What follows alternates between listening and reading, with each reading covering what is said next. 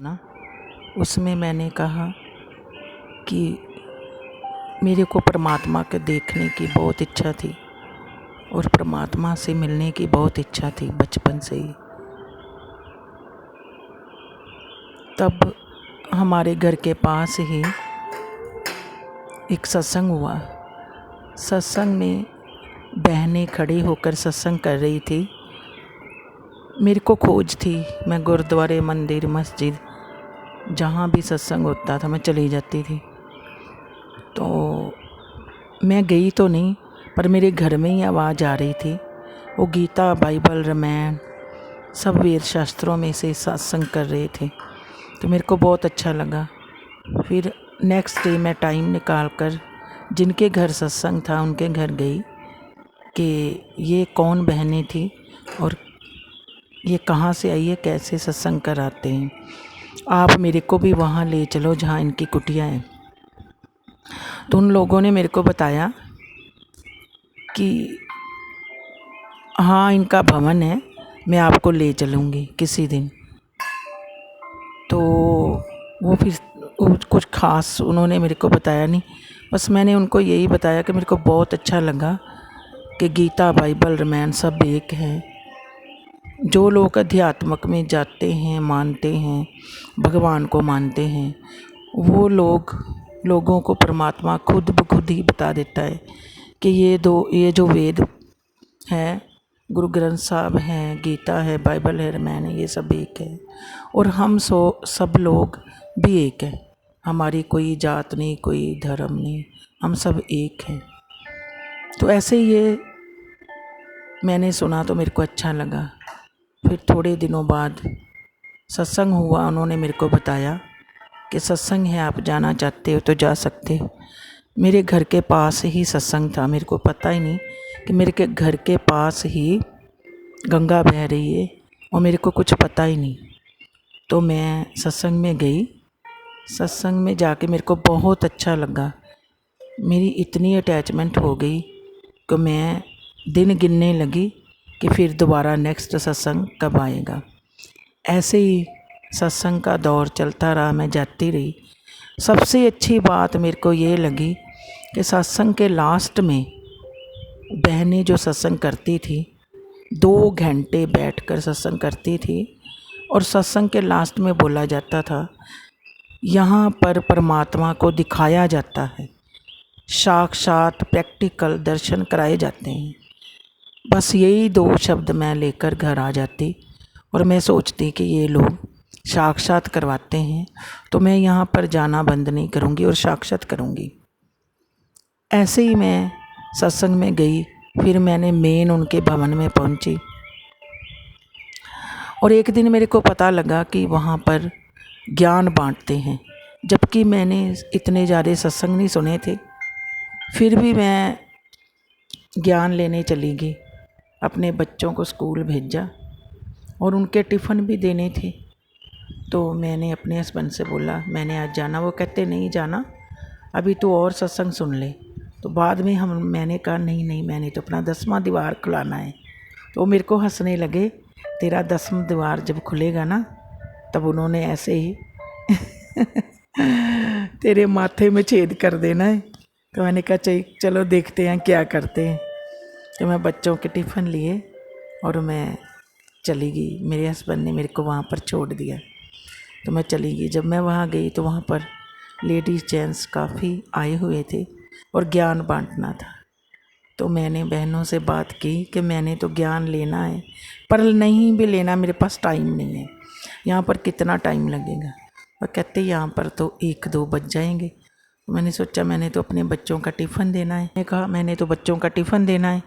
तो मेरे को पता नहीं था कि मेरे घर के पास से ही 2 भाई वहाँ पर सेवादार थे। तो वह कहते कोई बात नहीं बहन जी, आपके बच्चों का टिफ़िन हम दे देते हैं और आप बताइए उनका एड्रेस क्या है।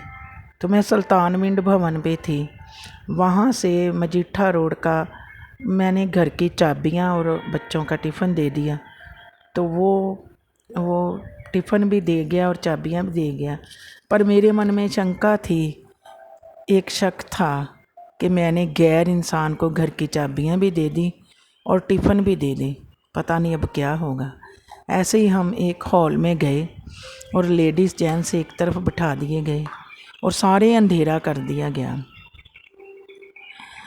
मैंने देखा कि वहाँ बहन जी एक आई और वो बहन जी कहते हैं, पहले उन्होंने हमको समझाया कि परमात्मा क्या है, कहाँ रहता है, कैसे उनके दर्शन होते हैं, सारा कुछ समझाया। उसके बाद उन्होंने एक एक के मस्तक में हाथ रखा, झंझनाहट हुई, ऐसी शक्ति आई कि दसम द्वार खुला, बाहर की आइज़ बंद करवा दी, अंधेरा करवा दिया गया और अंदर की इतनी लाइटें आई अंदर से, और अनहद नाद, घंटे, शंख, नगारे, बिना बांसुरियाँ अपने आप शुरू हो गई। और अमृत, इतना स्वाद कभी भी मैंने सोचा भी नहीं था। वो परमात्मा का सचखंड का अमृत इतना टेस्टी होता है, और अमृत मिला। तब मैं वहाँ 2 घंटे बैठे बैठे थक गई, पर मेरे को आनंद आ रहा था कि मैंने आज परमात्मा के साक्षात दर्शन कर लिए। मैं बहुत खुश थी। मेरा जन्म ही जैसे उस दिन हुआ, फरवरी 2001, 10 फरवरी 2001 को मेरा जन्म हुआ। मैं बहुत खुश थी। और सबको पास जा जाकर बहनों ने पूछा, आपको दर्शन हुए, आपको दर्शन हुए। और जिन लोगों ने भी धागे तवीत डाले थे, उनके धागे तवीत बहनों ने उतराकर नाली में फेंक दिए।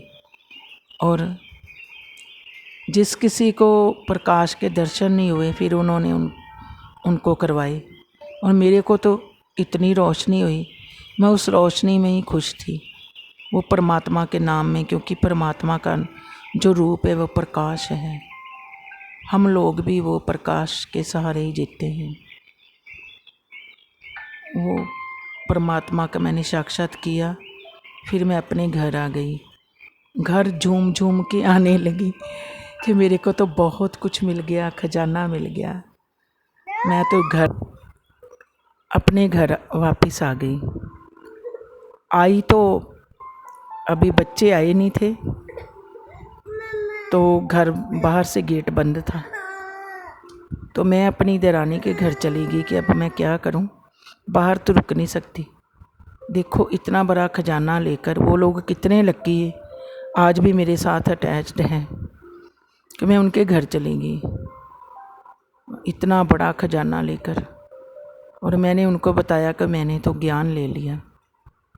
दिव्या ज्योति जागृति संस्थान, जो कि नूर महल जलंधर में है, महाराज जी आशुतोष जी अंदर से ही इंसान का साक्षात करवाते हैं और समझाते हैं, प्रैक्टिकल करवाते हैं कि भगवान हमारे अंदर ही है, बस उनके दर्शन करने की ज़रूरत है।